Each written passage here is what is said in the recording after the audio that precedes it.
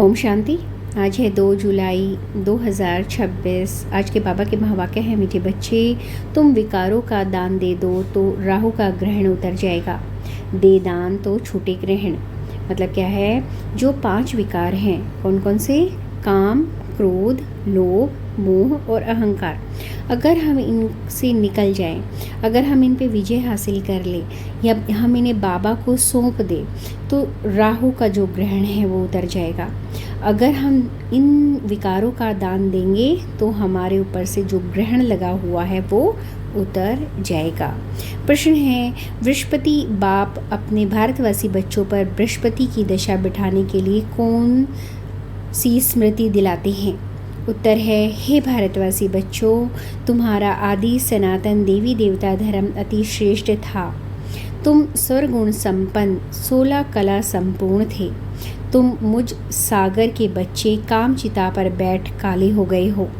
ग्रहण लग गया है। अब मैं तुम्हें फिर से गोरा बनाने आया हूँ। यह स्मृति आने से बृहस्पति की दशा बैठ जाती है।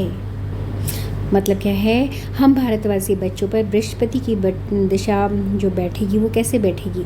वो बैठेगी बाबा को याद करके। इससे जो बाबा बता रहे हैं कि हमारा जो देवी देवता धर्म था वो सबसे ज़्यादा श्रेष्ठ था। हम जो बच्चे थे वो 16 कला संपूर्ण थे। हम इतने पतित हो गए हैं, अब हमें बाबा जो है पतित से पावन बनाने के लिए आए हैं। और हमें अगर हर वक्त बाबा की स्मृति में रहें, हर वक्त बाबा को याद करें, अपने आप को आत्मा समझकर, तो हम बाबा के बच्चों पर किस चीज़ की दशा बैठ जाएगी? बृहस्पति की दशा बैठ जाएगी। गीत है ओम नमः शिवाय। कौन सा गीत है? ओम नमः शिवाय। ओम शांति। यह किसकी महिमा सुनी? बेहद के बाप की। ऊंचते ऊंच बाप परमपिता परमात्मा ही है। लौकिक बाप के लिए तो सब नहीं कहेंगे। लौकिक बाप मतलब जो हमारे शरीर के पिता है। बच्चे जानते हैं सब आत्माओं का पारलौकिक बाप वह है ऊंचते ऊंच। पारलौकिक बाप कौन है? शिव बाबा। वो सबसे ऊंचा है, सबसे बड़ा है। उनका नाम ही है शिव। बिगर नाम रूप के तो कोई चीज़ होती नहीं। इस समय सबको राहु का ग्रहण लगा हुआ है, इसलिए इनको आयरन एजेड वर्ल्ड कहा जाता है। दशाएं भी होती हैं, बृहस्पति की दशा, शुक्र की दशा।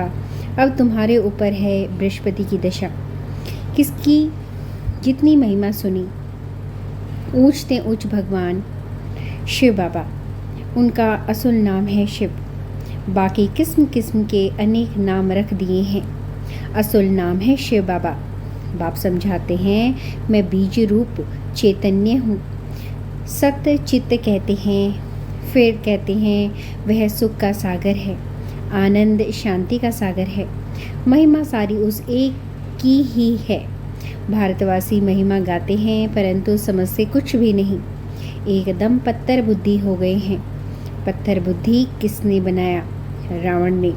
सतयुग में भारतवासी पारस बुद्धि थे।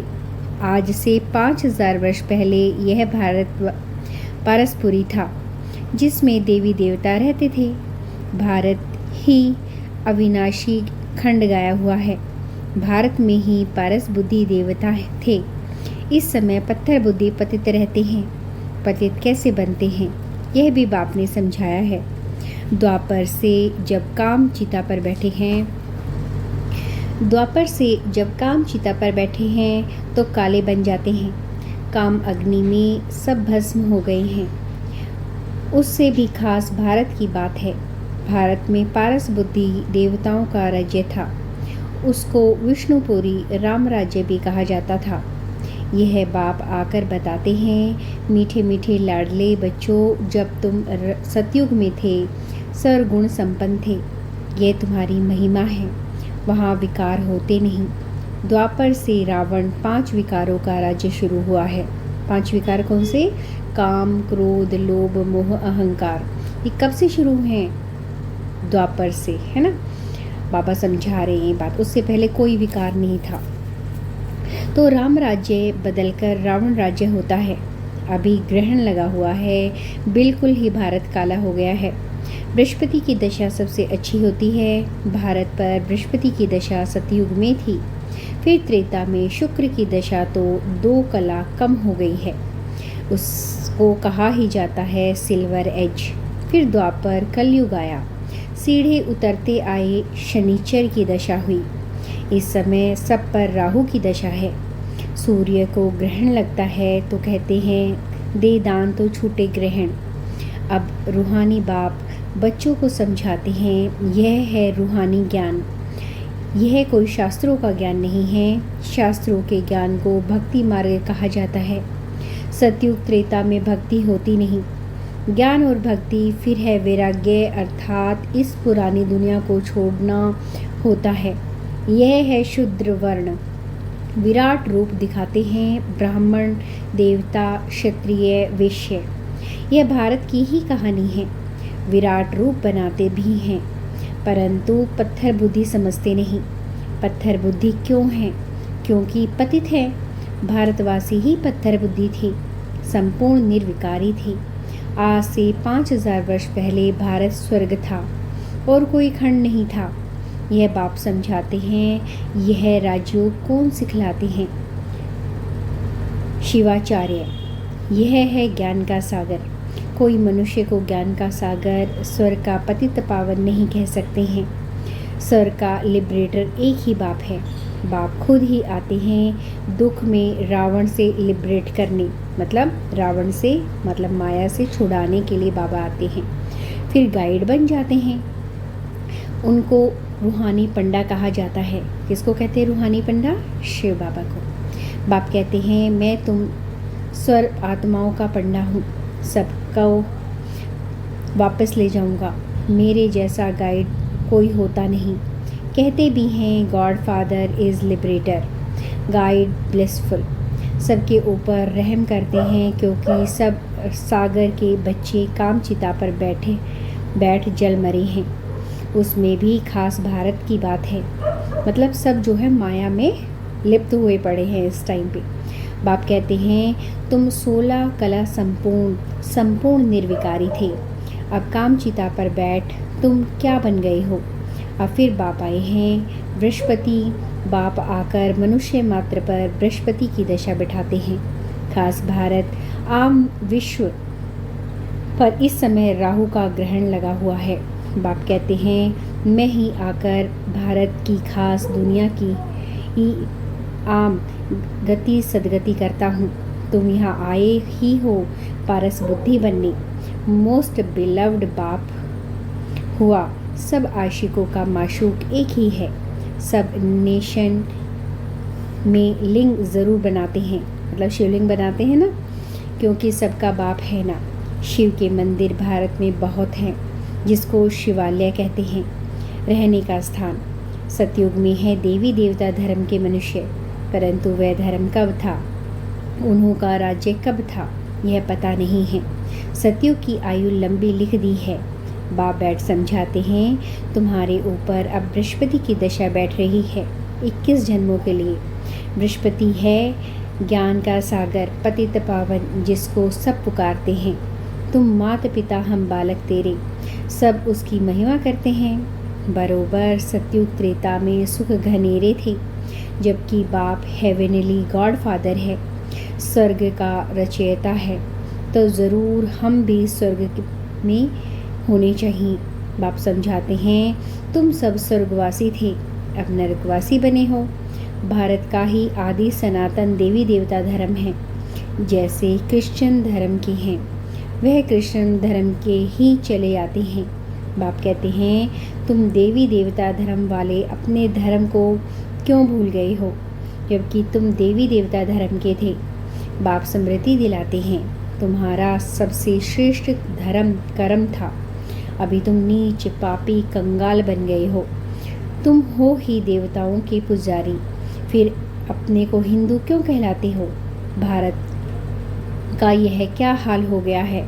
जो देवता धर्म के हैं वह विकारी बनने के कारण अपने को देवता कहलाते नहीं।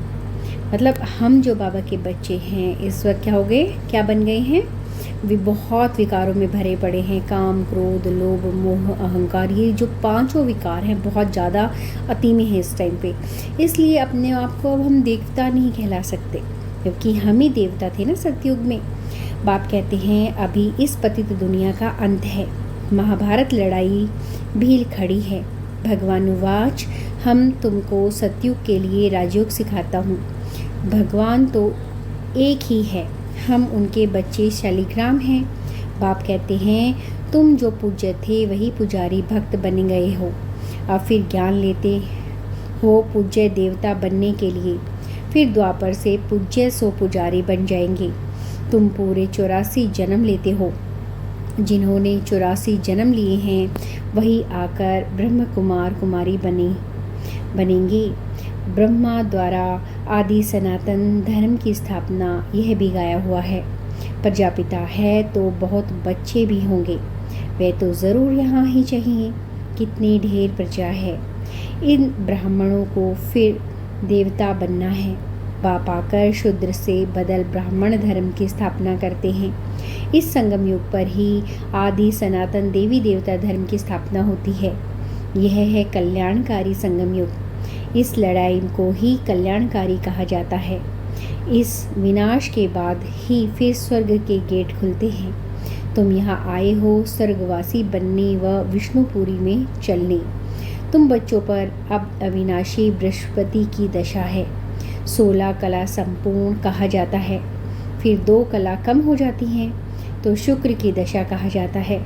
सतयुग में बृहस्पति की दशा है, फिर त्रेता में शुक्र की दशा, फिर नीचे गिरते आए हैं मंगल की, शनिचर की, राहु की दशा भी होती है। जन्म जन्मांतर उल्टी दशाएं फिरती आई हैं। अब बाप द्वारा बृहस्पति की दशा बैठी है। यह है बेहद का बाप, ज्ञान का सागर, पतित पावन। वही तुम्हारा बाप भी है, शिक्षक भी है, सतगुरु भी है।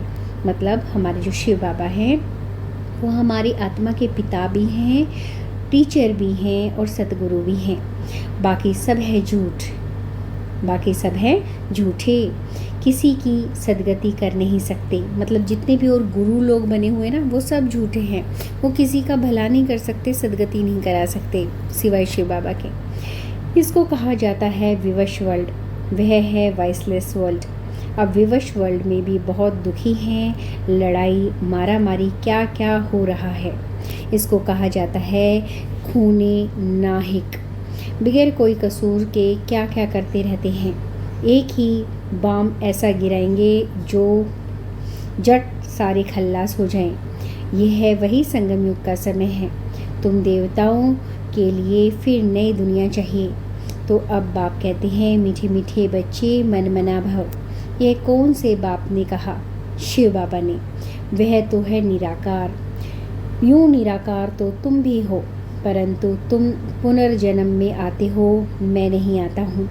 मतलब शिव बाबा जो है पुनर्जन्म में नहीं आते, हम बच्चे आते हैं पुनर्जन्म में, क्योंकि शिव बाबा तो एक ही बार आते हैं ना संगम युग पर, पूरे 5000 वर्ष में एक बार। इस समय सब पतित हैं, एक भी पावन नहीं। पतित बनना ही है, सतो रजो तमो में उतरना पड़े। इस समय सारा झाड़ जड़ जड़ीभूत अवस्था को पाया हुआ है। दुनिया बिल्कुल पुरानी हो गई है, अब फिर से उनको नया बनाना है। पतित दुनिया में देखो मनुष्य कितने हैं, देख रहे हैं ना पॉपुलेशन कितनी बड़ी हुई है इस टाइम पे। पावन दुनिया में बहुत थोड़े राज्य करते हैं, एक ही धर्म था और कोई धर्म नहीं था। कौन सा था वो धर्म बताओ? देवी देवता धर्म। भारत को ही हेवन कहा जाता है, हेवन मतलब स्वर्ग कहा जाता है। गाया जाता है घट ही में सूर्य, घट ही में चंद्रमा। सतयुग में 9 लाख होंगे, पीछे फिर बुद्धि वृद्धि होती है। पहले बहुत छोटा फूलों का झाड़ होता है, कांटों का कितना बड़ा फॉरेस्ट है। दिल्ली में मुगल गार्डन देखो कितना अच्छा है, उससे बड़ा कोई गार्डन नहीं। फॉरेस्ट देखो कितना बड़ा होता है। सतयुगी गार्डन भी बहुत छोटा है, फिर वृद्धि को पाते पाते बड़ा हो जाता है। अभी तो कांटों का जंगल हो गया है, रावण के आने से कांटे बन जाते हैं।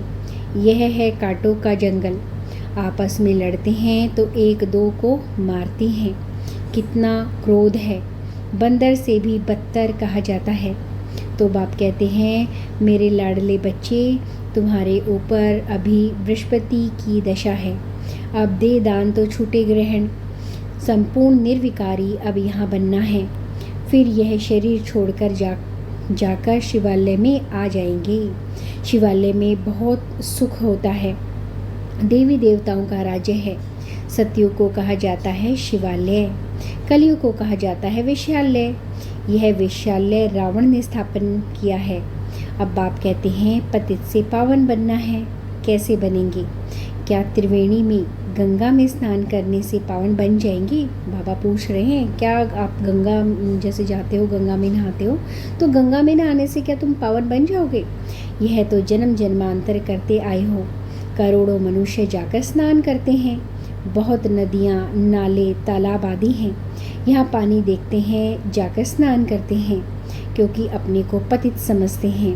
अब पारसनाथ तुम्हारी पारस बुद्धि बना रहे हैं। तो ऐसे पारसनाथ बाप को कितना प्यार से याद करना चाहिए। अच्छा, मीठे मीठे सिखलदे बच्चों प्रति माता पिता बाप दादा का याद, प्यार और गुड मॉर्निंग। रूहानी बाप की रूहानी बच्चों को नमस्ते, रूहानी बच्चों की रूहानी बाप दादा को नमस्ते। शुक्रिया बाबा, शुक्रिया। धारणा के लिए मुख्य सार हैं। नंबर 1, इस कांटों की दुनिया से फूल के बगीचों में जाने के लिए जो भी कांटे मतलब विकार हैं, उन्हें निकाल देना है। पारस बनाने वाले बाप को बड़े प्यार से याद करना है। मतलब क्या है? जो ये कलयुगी दुनिया है, इस कलयुगी दुनिया से अगर हमें सतयुग में जाना है, तो हमारे अंदर जो विकार हैं 5, काम, क्रोध, लोभ, मोह, अहंकार, उन्हें जो है ख़त्म कर देना है, निकाल देना है। और बहुत प्यार से अपने बाबा को याद करना है, शिव को याद करना है, बाबा की याद में रहना है। नंबर 2, इस कल्याणकारी संगम युग पर शूद्र से ब्राह्मण सो देवता बनने का पुरुषार्थ करना है। राहु के ग्रहण को उतारने के लिए विकारों का दान देना है। मतलब क्या है? जो इस संगम युग चल रहा है, इससे हमारे अंदर जो जितने भी विकार है उनको निकाल करके हमें ब्राह्मण बनना है। और ब्राह्मण जो है सतयुग में क्या बन जाएंगे? देवता बन जाएंगे, अगर वो सारे विकारों को समाप्त कर देंगे और बाबा को याद करेंगे हर वक्त। चलते फिरते अपना काम करते हुए, कर्म करते हुए बाबा को याद करेंगे तो क्या बन जाएंगे? देवता बन जाएंगे। वरदान है, संगम युग पर हर कर्म कला के रूप में करने वाले 16 कला संपन्न भव। संगम युग विशेष कर्म रूपी कला दिखाने का युग है। जिनका हर कर्म कला के रूप में होता है, उनके हर कर्म का व गुणों का गायन होता है। 16 कला संपन्न अर्थात हर चलन संपूर्ण कला के रूप में दिखाई दे, यही संपूर्ण स्टेज की निशानी है। जैसे साकार के बोलने, चलने सभी में विशेषता देखी तो यह कला हुई। उठने बैठने की कला, देखने की कला, चलने की कला थी। सभी में न्यारापन और विशेषता थी। तो ऐसे फॉलो फादर कर 16 कला संपन्न बनो। स्लोगन है, पावरफुल वह है जो फौरन परख कर फैसला कर दे। है ना? ये बात बहुत पावरफुल है वैसे अपने आप में। स्लोगन बहुत पावरफुल है आज का। देखो, पावरफुल वह है मतलब जो शक्तिशाली है वो वह है जो फौरन परख कर फैसला कर दे। एक नज़र में ही देखकर सारी सिचुएशन को समझकर फैसला कर दे, वो पावरफुल है। अव्यक्त इशारे, ज्वाला स्वरूप स्थिति में रह शक्तिशाली याद का अनुभव करो। आप बच्चों का योग जब ज्वाला स्वरूप शक्तिशाली होगा, तब पवित्रता की अग्नि सेकंड में विश्व के किचड़े को भस्म कर सकेगी। पवित्रता की यह शक्ति महान शक्ति है। अंत में जब आप संपूर्ण पवित्र हो जाएंगे, तब आपके श्रेष्ठ संकल्प के लगन की अग्नि से यह सब किचड़ा भस्म हो जाएगा। ओम शांति।